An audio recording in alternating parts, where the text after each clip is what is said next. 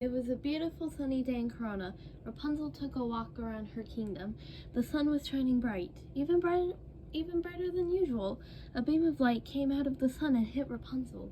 She fell on the ground. She fell asleep and dreamed about the sundrop and the spirits of the enchanted forest. While Rapunzel was having the dream, Elsa walked out of the castle. She was with Olaf and Bruni. Anna was in the castle library because she wanted to research the missing elemental spirits for herself. Elsa? Olaf said. What? Elsa asked. Why is Rapunzel taking a nap on the ground? Olaf asked. Elsa gasped. She looked over to see Rapunzel laying on the ground. Elsa ran over and tried to wake Rapunzel up. Rapunzel, Elsa said. It took a minute, but Rapunzel woke up. What happened? Elsa asked. I was hit by a beam of light, and I had this dream about the sundrop and the missing spirits, Rapunzel said. Interesting, Elsa said. She helped Rapunzel get up. A black rock grew out of the ground. Rapunzel walked up to it. She touched it. The voice. I hear it again, Rapunzel said. It was only when she touched the rocks that she heard the voice. Elsa and Rapunzel remembered the other day at Varian's when they heard the voice whenever they touched the rocks. Rapunzel, I think all of this means you are the light spirit, Elsa said. She had officially found one of the missing spirits. Bruni jumped off Elsa's shoulder and landed on Olaf's head, created fire, and put it out by getting comfortable on Olaf's head. Meanwhile, Anna was reading a book about magic forests.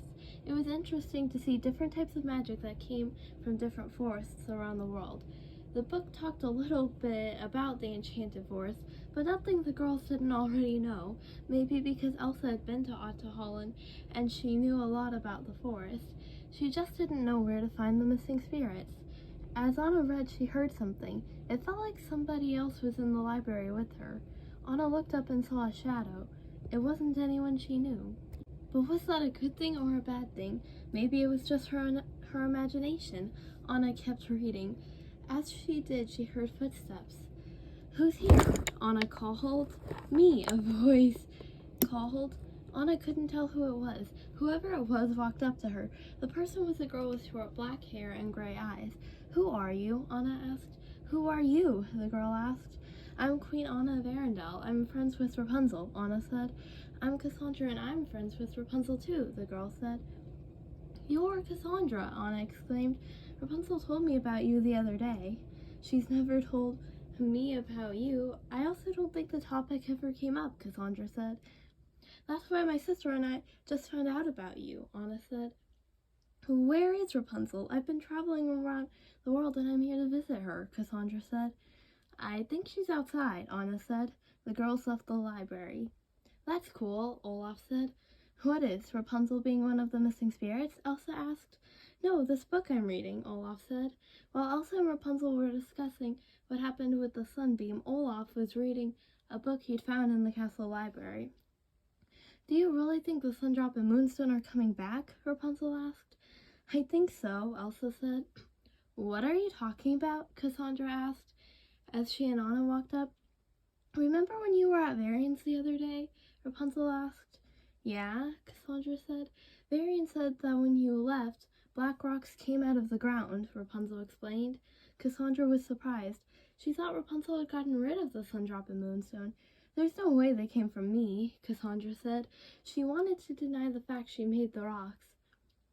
I think they did because you did take the moonstone, Rapunzel said. This is my sister Elsa, and she thinks you might be one of the missing spirits of the Enchanted Forest, Anna said. Cassandra looked confused. Elsa explained to Cassandra how the Enchanted Forest was protected by powerful elemental spirits and how she was one of them. She also explained that she was looking for 3 missing spirits, and 2 of them were light and dark. Maybe we are 2 of the missing spirits, Cassandra said. I think we are, Rapunzel said. What element is left? Cassandra asked. Energy, Elsa said. We have no ideas about the energy spirit, Anna said. Maybe they live in Arendelle, Olaf said. Cassandra screamed. I've never seen a live snowman before, she said. Elsa created snowflakes with her powers. My sister made him, Anna said. Later that day, The girls were walking around the village. Everything was nice and peaceful until someone shouted, "Stop! Thief!" The girls looked around. There, Cassandra pointed. Elsa used her powers to make the thief slip on ice. He got back up and took off running. The royal guards hadn't arrived yet. Suddenly, Rapunzel's hair began to glow. Rapunzel had her sundrop powers back. She used her now long blonde hair to catch the thief. Just then the royal guards showed up. Cassandra didn't seem happy. Seeing Cassandra's face made Rapunzel remember last time Cassandra was with Eugene, the captain of the guards. They didn't always get along. Two guards took the thief. Eugene was riding his horse Maximus. He stepped off. "Rapunzel, what happened to your hair?" Eugene asked. "I don't know," Rapunzel said. "I think the sundrop did come back, and you got your powers," Elsa said. The sundrop came back?" Eugene asked. More black rocks appeared from the ground. "So the moonstone's back too?" Eugene asked. "It sure is," Cassandra said, and they continued their argument from 2 weeks ago. "Now what?" Anna asked, realizing that the two of them were fighting. "They won't stop fighting," Rapunzel said. Elsa used her powers to make a big block of ice to separate them. "Why are they fighting?" Anna asked. "I don't know, but last time they were together, they never made up from the fight they were having," Rapunzel said. Elsa got rid of the block of ice. "I know what you're going to say about why we shouldn't argue," Eugene said to Rapunzel. "I guess that was pointless. We last had that argument 2 weeks ago," Cassandra said. "I didn't know my powers would work so well," Elsa said. "All you made was a block of ice," Cassandra said. "Well, it worked," Elsa said. Suddenly, Rapunzel's powers disappeared and her hair became short and brown again. "That's weird," Rapunzel said. Everyone turned around and looked at her. "What happened?" Elsa asked. "I don't know," Rapunzel said. "So your powers came back and went away?" Eugene asked. "I think so," Rapunzel said. "Maybe this means Rapunzel and Cassandra aren't the missing spirits we're looking for," Anna said. Rapunzel tried something and her powers came back. "I get it. You can activate and deactivate the sundrop," Elsa said. "No way," Rapunzel said. "Maybe Cassandra can do that with the moonstone," Anna said. Cassandra tried. "No," she said. "That's strange," Rapunzel said. She deactivated the sundrop. "Maybe the black rocks aren't coming from you," Elsa said. Cassandra was confused. Suddenly, another black rock grew from the ground right next to Cassandra. She tripped. To stop herself, she grabbed onto the rock.